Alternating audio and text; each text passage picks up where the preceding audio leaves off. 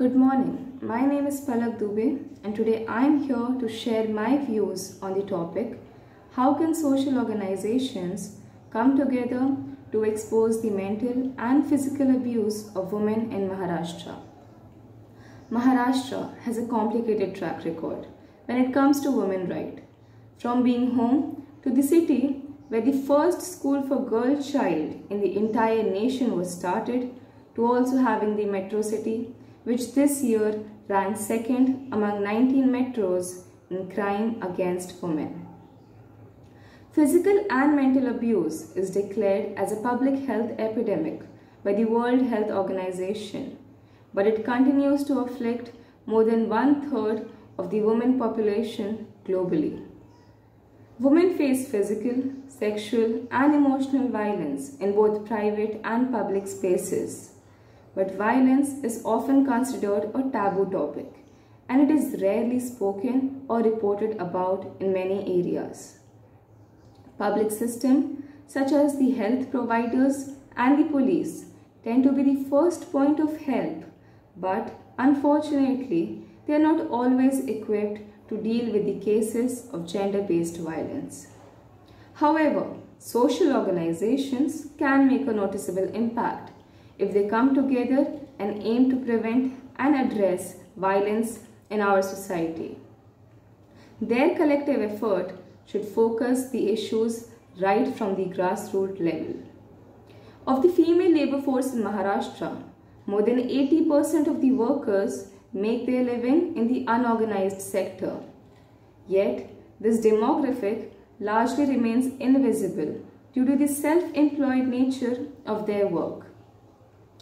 Since these women are not the part of the mainstream salaried workforce, they do not have access to the welfare benefits which laborers in the traditional workforce do, leaving them unprotected.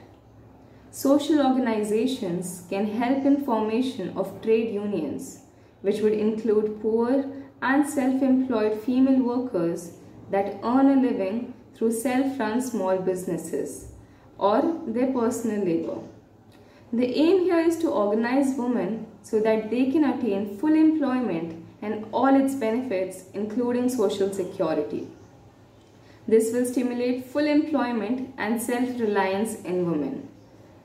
Providing grants and arranging low-cost loans will also encourage women to run their own businesses. Also, it is important to create awareness amongst many communities of women who believe abuse, be it physical, verbal, emotional, mental, or even financial, is justified. In a recent survey by National Family Health, 49% of the women respondents from Maharashtra approved of domestic violence. Instead, most married women justified the beating by their husband as some sort of natural consequence if they ignored their core duties. Unless they are not aware of the injustice and violation of their human rights, how do we expect them to stand against it?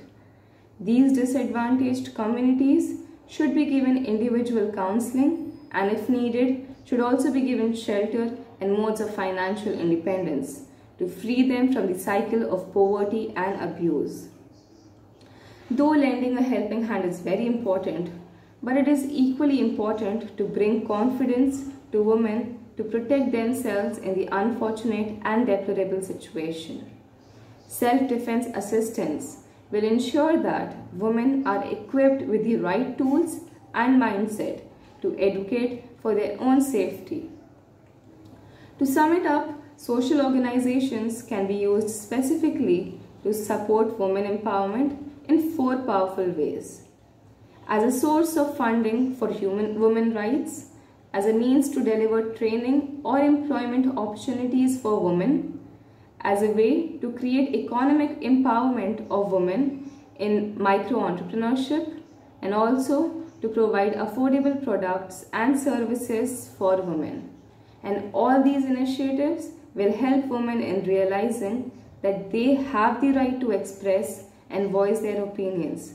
They have the right to take a stand for themselves and hope for a better tomorrow.